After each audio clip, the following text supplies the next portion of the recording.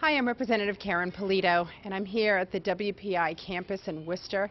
We are very pleased to have our second Women in Science Conference for middle school girls in Westboro and Shrewsbury. This is an exciting opportunity for our 6th, 7th, and 8th graders, actually 200 girls, participating in a series of workshops today at WPI to learn more about careers in science, technology, engineering, and math. They have the opportunity to visit with female workshop leaders, people that have studied very hard in certain areas of science or math and have now careers stemming from fire sciences to technology, to pharmaceutical, to the endless possibilities that exist for our middle school girls today. In fact, I would say that these girls, when they graduate to go on to college and perhaps graduate school, may not even be aware today of what those jobs could look like. We have a wonderful program to share with you, and I hope that you'll take a little bit of time to understand how you, as a parent or someone interested in the sciences, can help nurture an interest and spark that interest even more among your children. The careers are certainly endless, whether it's engineering or technology, sciences in so many different areas can lead to the jobs that will help your children grow and prosper. So please come and listen to what the workshop leaders talked about today.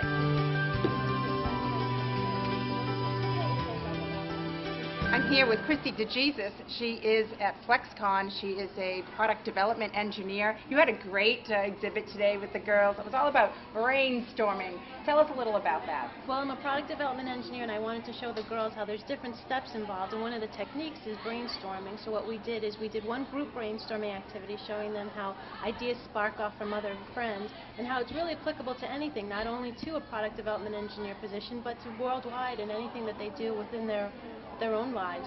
You had some pretty simple things sitting on the table, and they were really coming up with... I was just so amazed at the amount of ideas and the creativity. I mean, it really was simple things, a rubber band, a piece of paper, a label, and it really was amazing at the different things that the girls put together, the creativity that they had behind it. It was just astounding. It really was a wonderful event. I would expect in your life as an engineer, it's not that you do things in isolation. You probably work in teams a lot. Absolutely. So was that part of what you were trying to teach the girls? It was, and I was trying to show them that it's applicable to whether they're trying to get a new product out to market or whether they're trying to brainstorm a prom idea or a fundraising for their sports, and it's really something they can use in many aspects within their lives. Tell me about your career, before your career. Obviously your education led you to your job today. Yes. Bringing you back to WPI, does it bring back some good memories for you? It does. It brings back great memories and the excitement, and I was very fortunate I was able to do an internship with a civil engineer, and it exposed me to the math and sciences, and then I went into engineering, and I've just loved it ever since. And then you went on to Boston University? Yes, and then I came here at WPI for my master's degree, and I would love to come back. Well, thanks for being such an inspiration to our girls. Thank you.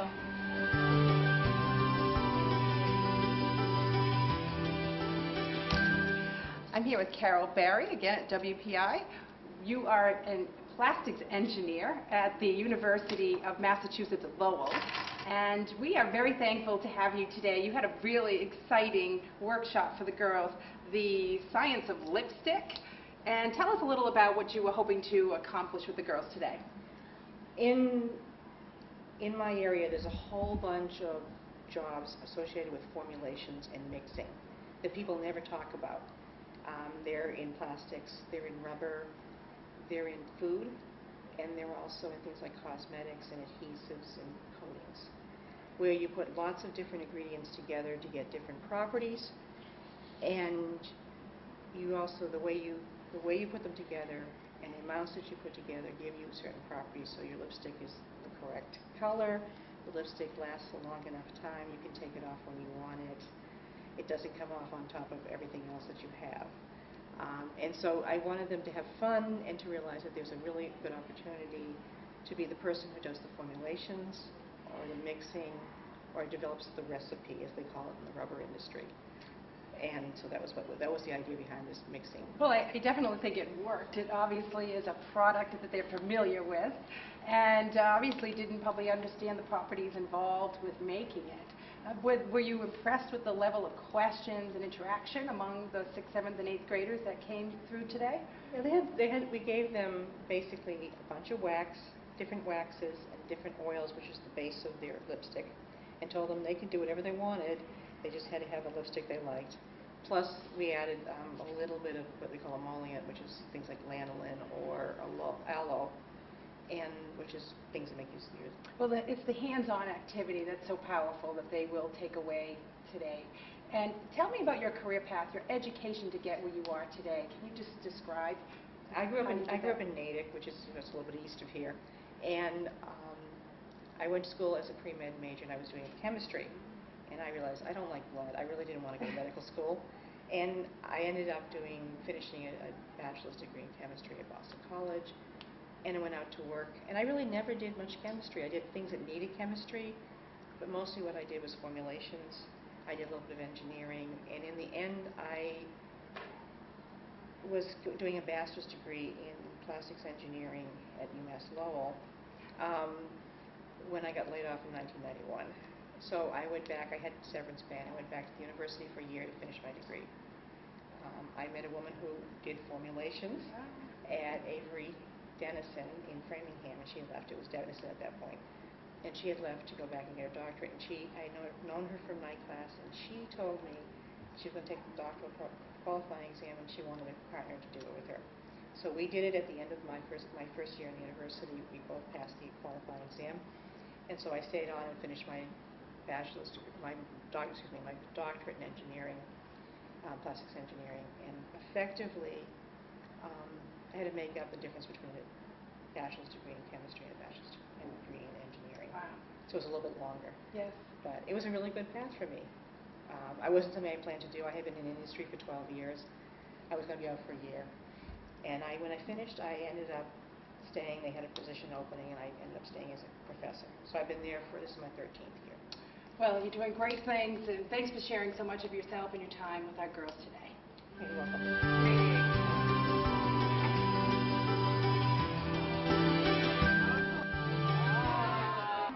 I'm here at WPI with Kathy Natariani. She is the head of the Fire Protection Engineering Department, and she hosted one of the workshops today, and it was so fascinating. Kathy, tell us a little about what you were trying to teach the girls today. Well, we teach them things about fire from a scientific and engineering standpoint.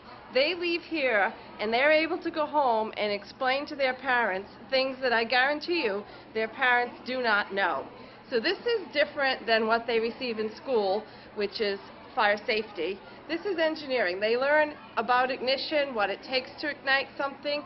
They learn about burning and extinguishment in 3 different phases. And they do hands-on experiments that make them go, oh my gosh, did you see that? That's so cool. And I can't count how many times I heard that today, Karen.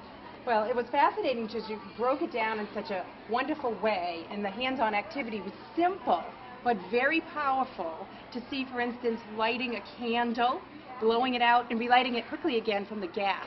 Without touching the wick. I asked them, how many people think I can blow this candle out and reignite it without touching the wick or the candle wax? And nobody believes me till I show them. And one of the things they learn is what their parents don't know, which is solids don't burn.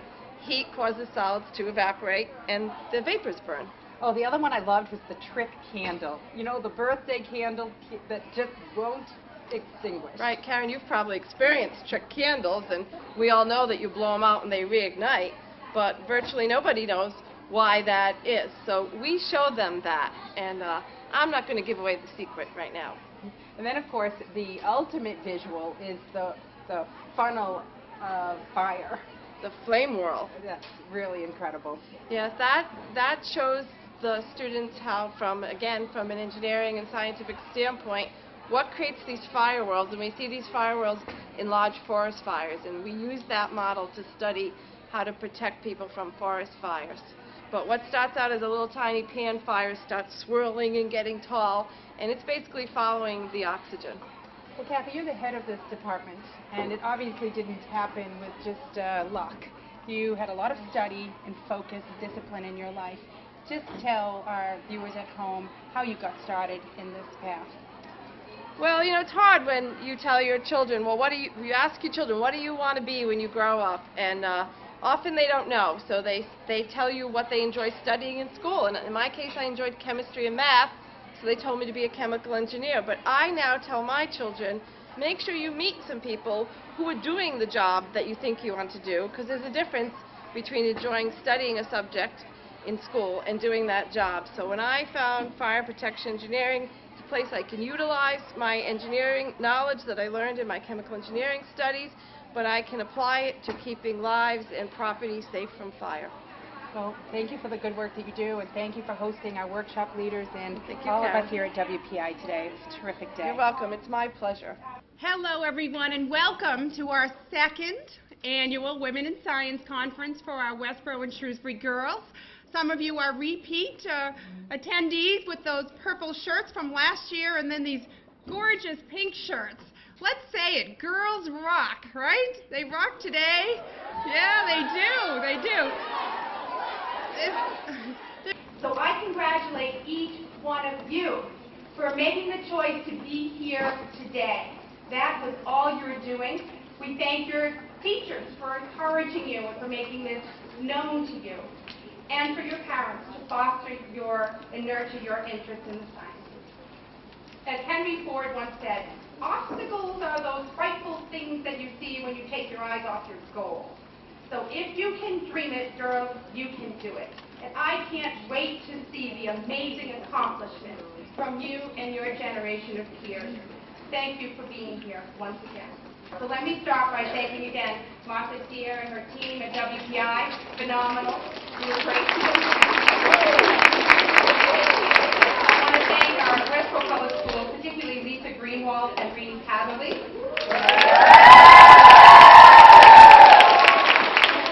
I also want to thank Meta Schwartz from Shrewsbury Public Schools. And we thank Principal Jane Lacoste for also being with us. I also want to thank Sandy Mayran and UMass and the Regional Science Resource Center. Thanks, Sandy. And we also thank Nancy Schoenfeld from Pigman Community College. Thank you. And my staff at the State House, and they were all invited to come and visit us at the State House. My staff, Kristen Taylor and Caitlin Sprague, are also here today. So girls, you have a very exciting keynote speaker who really was excited to be here with you today. And you may remember as a young girl your first trip to the museum. Right? You remember it? And you even go today and you find the experience so enriching and exciting, the Museum of Science in Boston, right? We've all been there in one way or another. Well, our keynote speaker has devoted much of her career to introducing science to you in a fun and exciting way. She's affiliated with the National Center for Technological Literacy. She works with state leaders like myself and others across the country to increase opportunities through education, even in industry and government, for STEM careers. And at the Museum of Science in Boston, she oversees engineering and technology education initiatives. She was also recently awarded the Math High Tech recognition of 1 in 10 women to watch.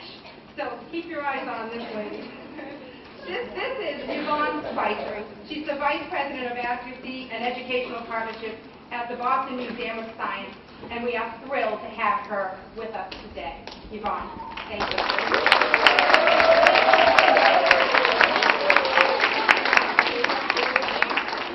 Hello, ladies. How are you ladies today? And as I look at the various bridges that I have crossed and the various things that I have done, I also come back to what keeps me grounded. And that's one thing, ladies, as I'm sure everyone that you sat in on a workshop today with, there were many forces helping support them along the way. And there were many hurdles that they had to overcome. And I sometimes think of early on, I studied technology, engineering, education. And I remember attending the university, and there were 3 other women in the program. The other 3 women and I would huddle together, And we'd figure out what classes we would take, and we would, make sure at least one of us were in the class together. And over the years, we managed to get through the program, and we all graduated. One of my colleagues, she is now the dean of that program at the university, and another woman went on to teach as well as become a superintendent of a school district. I had a really interesting experience 2 weeks ago. I was in New Orleans, and I happened to read a woman's name badge, and she came over and introduced herself, and I said, boy, that's an interesting last name. And I've only known one other person with that last name, and that was a professor I had at college. And she said, really? And I was explaining to her, I said, oh, he was a wonderful professor. I mean, he was so welcoming to the very few women that were in the program, and I just always remembered him as being so special to us. And she said, well, that's my husband. And there he is over there, and I literally started to cry because I remember this man, and he had this sweet southern accent, and he was my design and engineering teacher, and he had a southern accent, and he said, I teach design. My name is Dr. John Belt, and I teach design. Can you imagine that I remembered this story, and I shared with him how grateful I was to him for being inspiring. Because it's very easy to throw your hands up and say, well, I'm not welcome here, I gotta go. Maybe I shouldn't stay here. He was not only encouraging, but he was also inspiring. And I've had many people like that in my life along the way, including my current boss. My current boss, his name is Dr. Giannis Mialis. Giannis is the type of man, he used to be the dean of the School of Engineering at Tufts University. And when he started this national center, I was working in a school district. I was working right down the road in Newton. And he told me about this national center.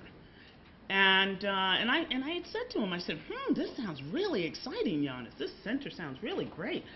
And I said, what a wonderful idea. And he said to me, well, Yvonne, how would you like to come and work with me in the center? And at first I thought, oh, thank you. How nice of you.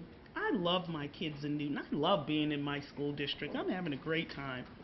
And he approached me one more time. And he's very convincing. If you ever meet Giannis, he's very persistent. No does not mean no. He is quite persistent.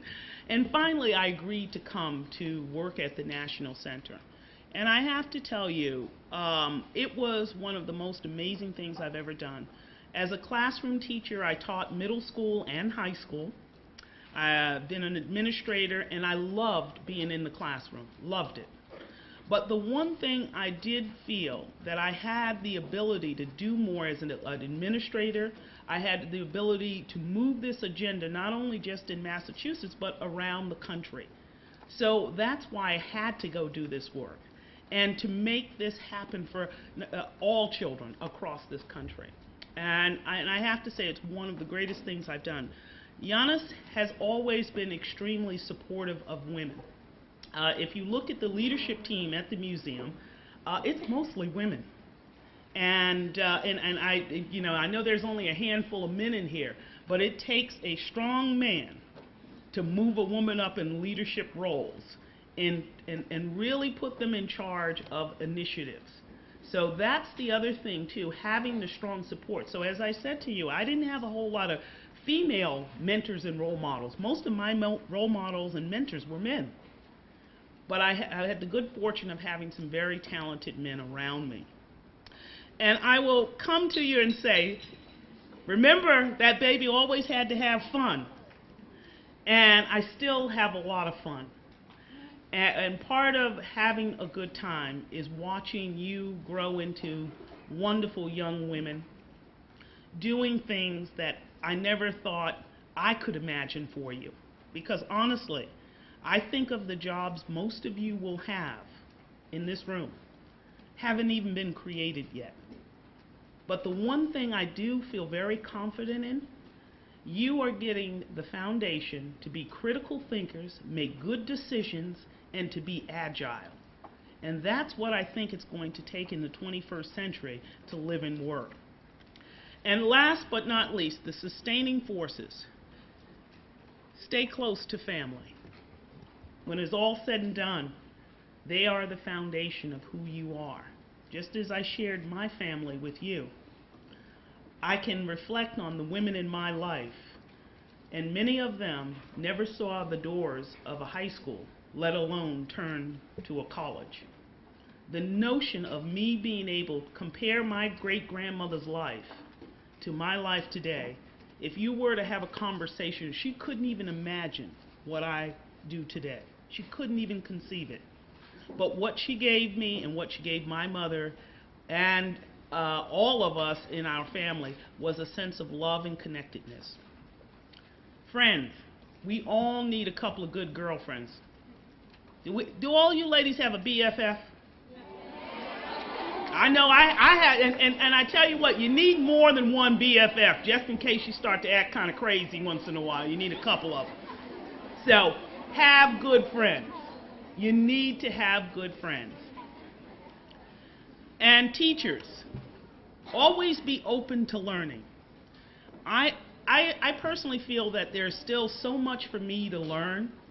Now, I'm going to share something with you, and I don't tell everybody, but I figure we're amongst friends, right? I could tell you what I do to learn something new. Well, I started taking belly dance class, and I really like it. I really do, and it's a bunch of women, and we're all like doing our thing, and it's so cool. And I thought I would be so uncoordinated, but I'm really keeping up. And once again, it's moving me beyond what I'm accustomed to. Another thing that I did, I always loved languages, and I decided I needed to learn to speak Chinese. So I enrolled myself in a Mandarin Chinese class. And so I'm learning, I'm slow. Wang Ching Hao, Nian Hao, a little bit of Chinese, very little. So these are ways in which I'm expanding my knowledge.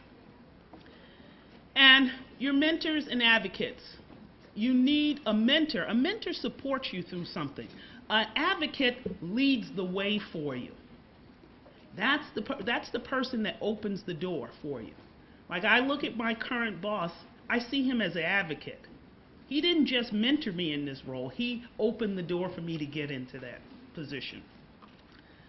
Sponsors, people that are always looking out for your best interest. And all of the companies represented here, these are potential sponsors of an internship or other opportunities for you down the road. And last but not least, you got to believe in yourself. Always believe in you. Nothing can hold you back but you. So if you have all of these ingredients, I see nothing but tremendous success for all of you. And I thank you, ladies, for being you. So I'm going to open it up for a few questions. I know you all want to know something. Yes, darling. The question is, how did I get interested in science? I was one of those weird girls. I always wanted to know how something worked.